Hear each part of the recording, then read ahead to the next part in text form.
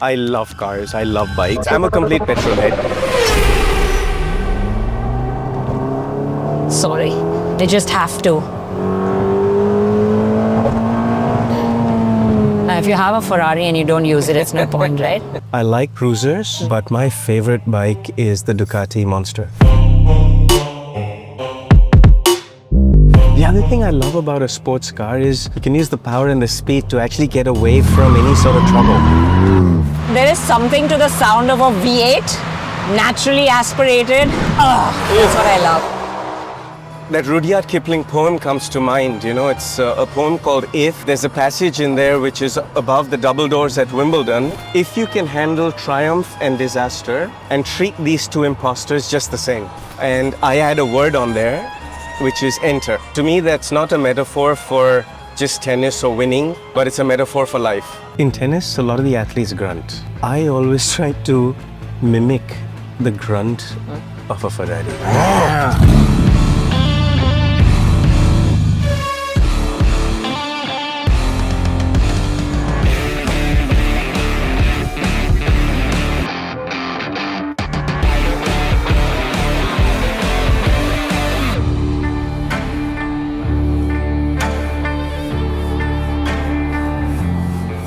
Welcome to another special episode of History on Wheels, where we bring you iconic cars and their stories. On today's show, we have a true automotive legend, and the color I'm wearing should give it away. I'm talking about Ferrari, and we have the Ferrari Roma Spider with us today, a GT touring convertible that seamlessly blends style, precision, and performance. On the other side of the court, we have another legend. He's a true sporting icon that also seamlessly blends grace and precision. Welcome to our show, Leander Paes.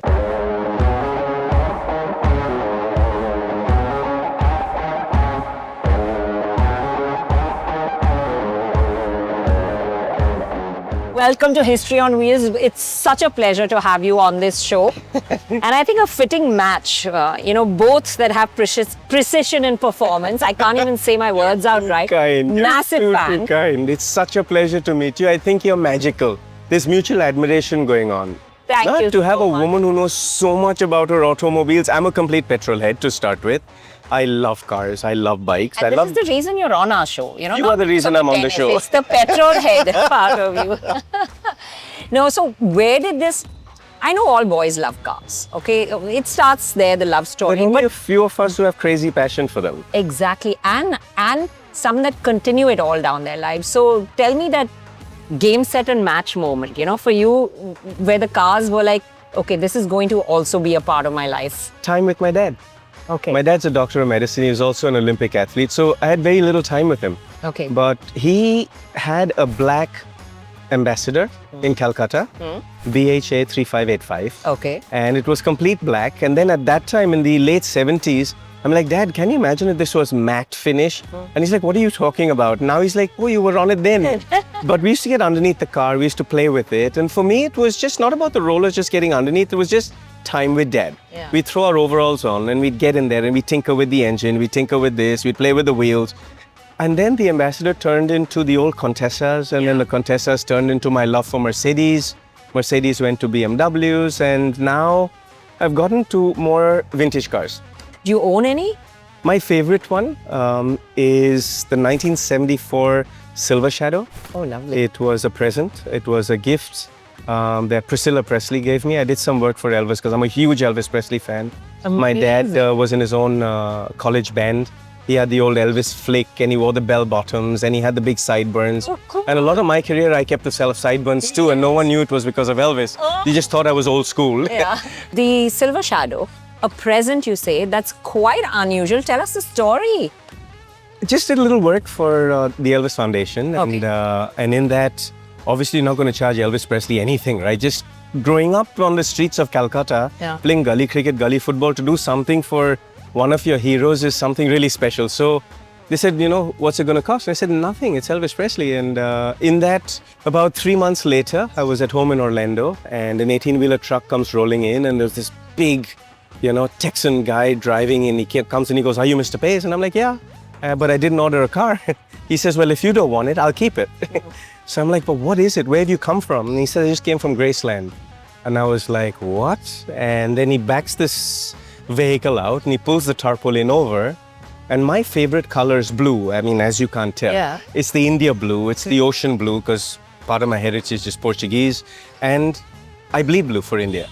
And in that, there was this two-tone 1974 Silver Shadow where the interior seats were blue leather. The cushions on the floor, the carpets on the floor and the top was blue velvet. Wow. And on the passenger seat were 2 A-tracks. That's how old this car was. It was 1974. Elvis got it in 75 for his mom, I believe. And did you wear blue suede shoes and get into the car? I couldn't rock the blue suede shoes. But I sat in and he left 2 A-tracks in there, 2 of my favorite sounds. One was blue suede shoes and the other was Hound Dog. Oh. And it was really cool because the envelope that came with it said to LP, thanks EP. And that's one of my favorite stories. I think each vehicle has its history. And that one will always be the special one. I call it the king. Yeah.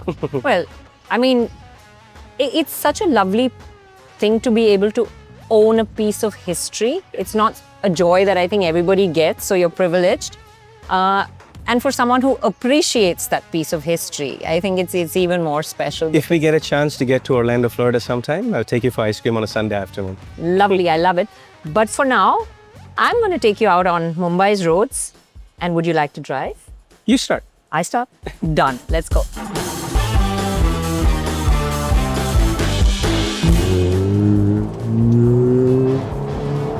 Oh!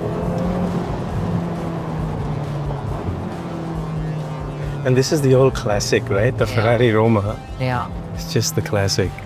You know, I love that these cars now, their interiors have gotten so modern and everything's digital, but I still love the analog feel. You know, I'm an old school person. Yeah. Me too. Yeah. I love the pedals. Yeah. You know, they're cool. Yeah. But apart from that, the old school feel is excellent. Yeah. We used to do an old stick shift, right? Yeah. That old stick shift also had its own downshift, you know, that you could use it to brake, you could use it to catch an edge. Yeah.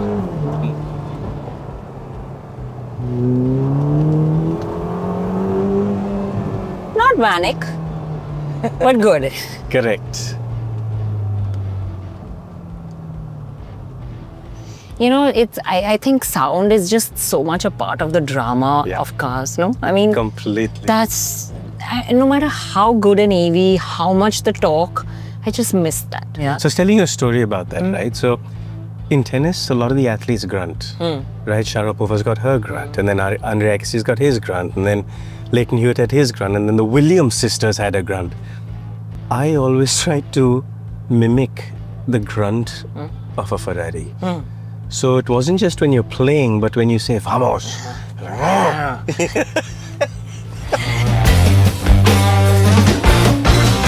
When you're playing to a legacy, you got to deal with it all. I grew up to 2 parents that were so iconic that there was so much pressure growing up. As a young kid, I mean, are you going to do basketball like mom? Are you going to do field hockey like dad? Are you going to do the Olympics? What are you going to do? And then being born into Bengali heritage and Portuguese heritage from Goa, you're a complete mugger. You got this complete mix, right? Yeah. So I grew up being a footballer. And football was always my passion. But in India in the 70s and 80s, you didn't even make the Asian Games in football. So I had to completely switch. Yeah. I picked a sport that I was short at, that I was not talented at, and had to find a way. But I think the magic was in enhancing the legacy. What a way! Just enhancing the legacy. It was just all about how can you... I love taking Indian stories global. Yeah. To me, that drives me like no other. So even on the days when you wake up with a bit of a fever, or you wake up feeling really lethargic because it's October and you've already done 9 months of hard work and you're on the 10th month and you're just really dragging your feet, you wake up another 4:30 a.m. wake-up call and like, all right, I'm playing for that. I'm playing for 1 billion people. I am playing for that incentive to do mom and dad proud. And that's what keeps you going. So I've been trying to find many different sporting ways to inspire 250 million children. Wow. And I came up on an idea a couple months ago of go-kart racing. Amazing. And if we could build tracks in different cities where children who are passionate about cars, passionate about, like how we did, right? Yeah. We spent time with our fathers in cars. There are many tracks, many circuits, many small people that are training youngsters, and I find it getting more and more now. But unfortunately, like you said, this sport doesn't get its highlight. So, you know, when those poor youngsters get to a point, and you know how hard sponsorship is, Oh, yes. they find it so hard because everybody considers this an elite sport. Correct. And, you know, people don't want to put their money forward for it. And I think that is something, if we could work to change the perception of that, get people to recognize it as a sport. Correct. I think that would be critical and give the millions of youngsters in our country a chance to be good at what they do, you know, because there's so many talented youngsters. I feel if we who have worked so hard and been blessed so much to achieve so much, were able to empower the youth through sport, and in this case, through motorsport, to put go-karts out there where young boys and girls can come out, raise their passion and put India on the global map. Yeah.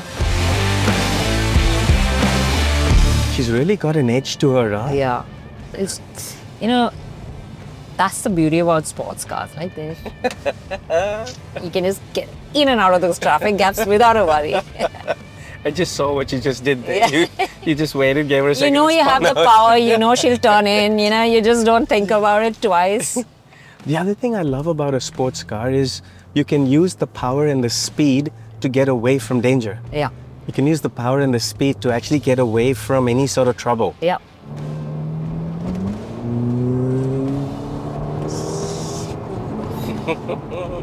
Isn't that the joy? That is so much fun. Yeah. Just even those little sports. Correct. It's the little things in life that put a smile on your face. So true, no? You do a lot of long drives yourself. Yes, I do. I love driving. I've never had a driver in my entire life. My dad and mom think I'm crazy because of all the work schedules. They want me to rest. Yeah. When I get off a long flight or when I'm going from one meeting to another, they want me to rest. But I just love the passion of driving. Yeah. So I've always got wheels that I really enjoy. And if I get bored of a set of wheels, I'll flip out of them. Okay. So every 2 years, I'm flipping out of a car. And what's your favorite, like, your road trip? Like, which has been your favorite destination? South of France, from Paris to Aix-en-Provence, Yeah. or from Nice and Cannes. Convertible. What did you drive? Different ones. Okay. Sometimes vintage, sometimes Nice. crotch rockets, different ones. I must say I love the Roma Spider. Okay. On the other hand, if it depends on the mood. Yeah. On the other hand, you know, to put the get a Rolls-Royce out there and put the roof down and you know, just take in the Côtes or take in the coastal line and go through Monte Carlo, go through Cannes, go through the casino and down that route is one of my favorites. The other favorite track that I like driving is the PCH, the Pacific Coast Highway Oh, what a in beautiful California. My middle sister Maria lives out there, Yeah. and she's in Palm Springs. So once we land into LA, it's a long flight, right, getting there. Yeah. And you know, my team are always like, just get yourself a driver and a limo and go. No. I'm like, you're missing out on life. Yeah. So I love getting my wheels and then driving down the PCH all the way down to Palm Springs to visit my sister is just fantastic. Sorry. They just have to. Yeah.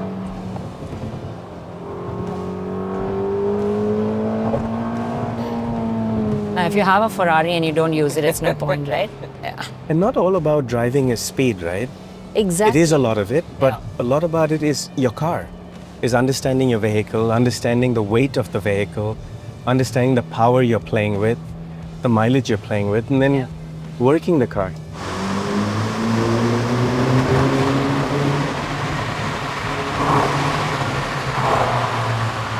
Bliss, isn't it? Woo!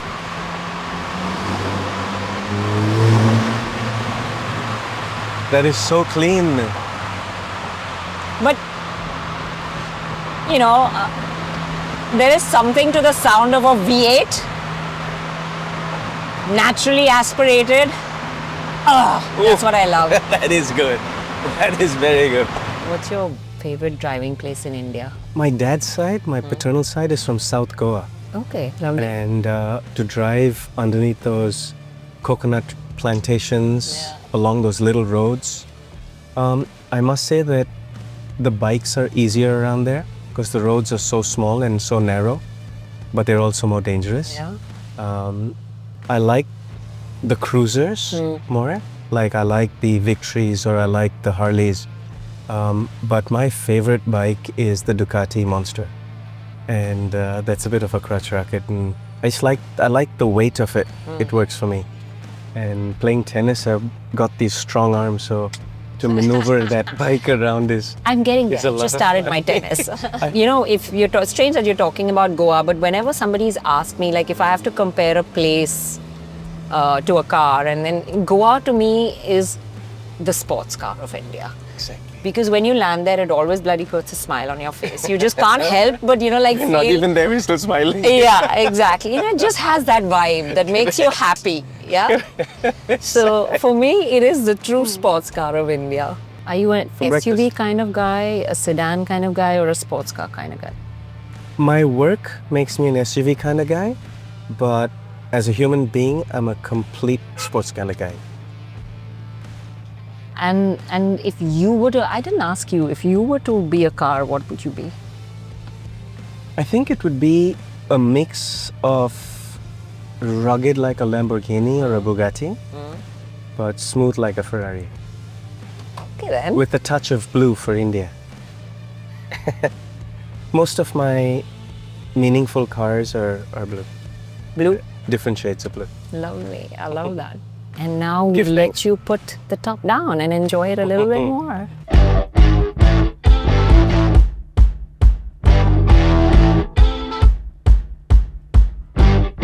This is home for me. No? I agree with you. You know, wherever else in the world I travel, I know I can't make home anywhere else but this. Correct. For me, it is the ultimate. And no matter how far we go, Yeah. this will always be home. Dust, grime, chaos, crazy driving, but I love it. No? Yeah.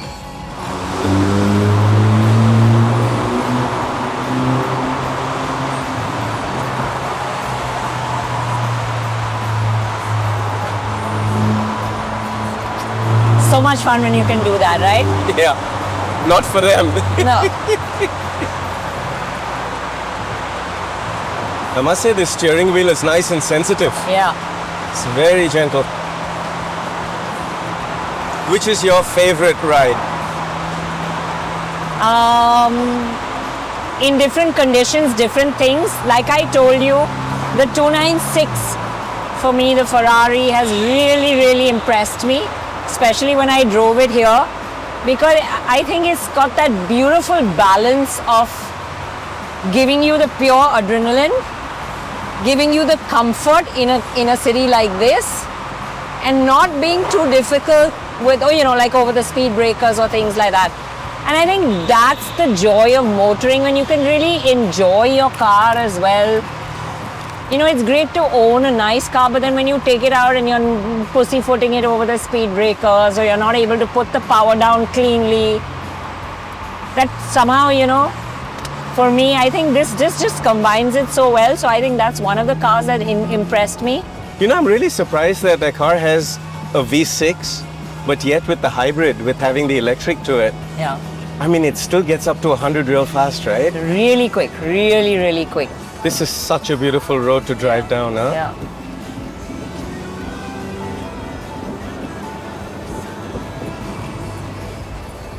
The perfect road for this kind of a car. Good driving road, music, and that's game, set, and match for me. Which is your favorite court in the world? I mean, which is the place you love playing at? My home court at South Club in Calcutta, Yeah. because that's where I grew up, Yeah. and center court at Wimbledon is magical.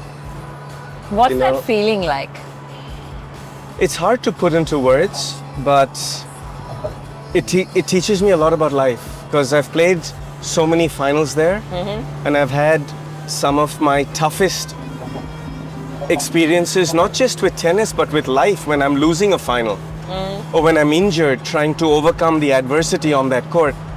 And to be able to get the crowd on your side, to be able to muster up the courage to play with the crowd and feed off their energy to turn the match in your favor.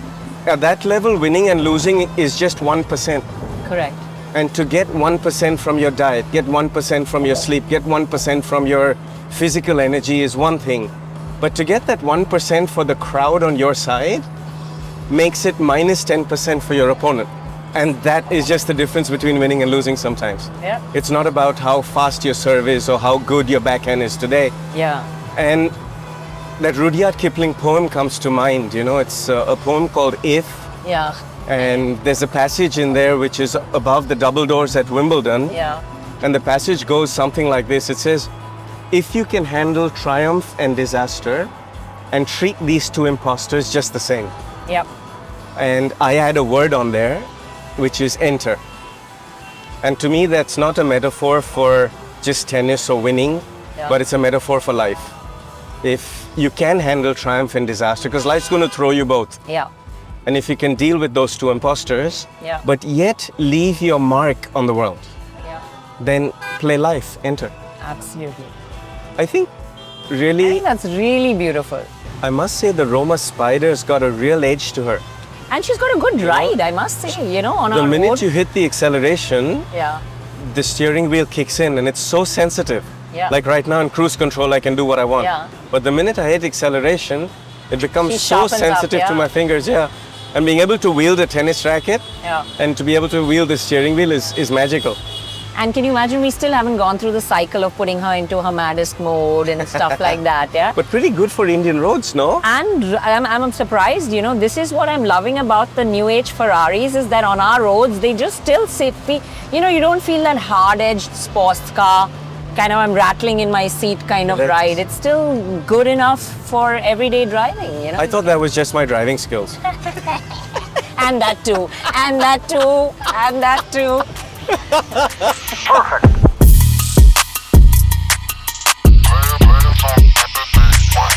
Well, it's time to jump into a little bit of history about Ferrari's GT Tourers before we come back for a quick rapid-fire round with Leander. The concept of a Grand Tourer was central to many early Ferraris. The Ferrari 166 Inter from 1948 was the first dedicated Grand Tourer from the brand, marking a step away from purely dual-purpose racing road cars. This was followed by the 250 series in the 1950s, which not only proved its popularity on the road, but was also a success on the racetrack, winning the GT World Championship from 1962 to 1964. Other popular GT models include the 365 GTB4, Daytona, Testarossa and 612 Scaglietti amongst others. In the modern era, Ferrari California, which landed in 2008, went on to be the most popular Ferrari GT sports car. They even brought back that cool California name from those super glamorous Ferraris of the 50s for this model. Conceived as a more accessible, entry-level Ferrari, the California aimed at attracting new customers to the brand. This was the first front-engine Ferrari with a V8 engine, slick dual-clutch gearbox and a clever folding metal roof. And someone as iconic as Ratan Tata was seen cruising around in one, which is a testament to its popularity. In 2017, the aging California made its way for the Ferrari Portofino. It felt like Ferrari took everything they learned from the California and just dialed it up a notch on the new model. The design was more stylish, and the twin-turbo V8 from the California T was now offered as standard along with a sharper drive experience. The Portofino continued to offer that fantastic open-top experience and those sometimes useful rear seats. Popular Bollywood actor Ram Kapoor is a proud owner of a red-color Ferrari Portofino M, which he bought in 2022. Finally, in 2019, the Ferrari Roma made its debut, representing a modern interpretation of the classic and elegant Ferrari GTs from the 1950s and 60s, embodying the Italian Dolce Vita lifestyle. The Roma's design emphasizes clean lines, pure forms, and a sophisticated aesthetic. It shares the mechanicals including the twin-turbocharged V8 and the 8-speed dual-clutch transmission with the Ferrari Portofino M, but gets an all-new modern dual-cockpit design. Key highlights include a 16-inch curved digital instrument cluster, haptic start-stop buttons, buttons and touchpads on the steering wheel to manage various in-car functions. There is an 8.4-inch central touchscreen system along with the 8.8-inch passenger touchscreen, enhancing the in-car experience. So that was a fun drive, Leander. Ferrari. Thank you so much for that. Yeah. I must say you're superb behind the wheel. And likewise. Not just your knowledge and not just, underneath the cars working with them, but pretty handy on the Now wheel. I need to get my tennis like you drive, If your tennis is anything as good as your driving, I'm in trouble. No, I'm not getting anywhere near you with a tennis racket and a tennis ball. I have a long way to the go. same thing. It's just all in your fingertips. But Wielding the isn't that racket the or- connection between driving and tennis? I think it's a lot of reflex, right? I think it's Both. mind, Yeah. passion, and then instinct. Yeah. If you do that, you can stay away from the dangerous traffic, but you can also really enjoy the ride. Absolutely. Well, we're going to go into a quick session of rapid fire before I let you go. Okay. But fun questions. Modern cars or vintage cars? Vintage. Petrol or EV? Oh, that's a tough one. I'm a complete petrol head, but I love the initial burst of an EV. Yeah. Would you let people eat in your car? No chance. Your favorite driving song? Elvis Presley. When it's raining, I love to get behind the wheel and just drive off with no destination. Yeah. And then good sound and little Elvis Presley is amazing. Yeah. If you had to link tennis stars with cars, okay, their personality into a car, and I'm going to give you a few names out there. Let's see which car you'd associate them with. Yeah, Okay. Andre Agassi, Lamborghini, Bjorn Borg, Ferrari, because he's as smooth as a Ferrari. Steffi Graf, Oh gosh, also a Ferrari. Sabalenka. Of course. Sabalenka Lamborghini. All right. Okay. And the Ferrari Roma, if you had to associate it with a tennis star as a person, who would you associate? Yannick Sinner. All right, there you have it, guys. He's really good at this rapid fire, and I think one of the first few people who came out with that song stat. It's been a pleasure driving and talking to you, and we hope to have you soon again on the show. Thank you. Maybe in your Rolls. I just love taking that ride with you, and I'm such a big fan. All the stuff I've learned of you from before to what you've done today, you've made it such a beautiful day. Thank you. Thank you so much. It's been an honor.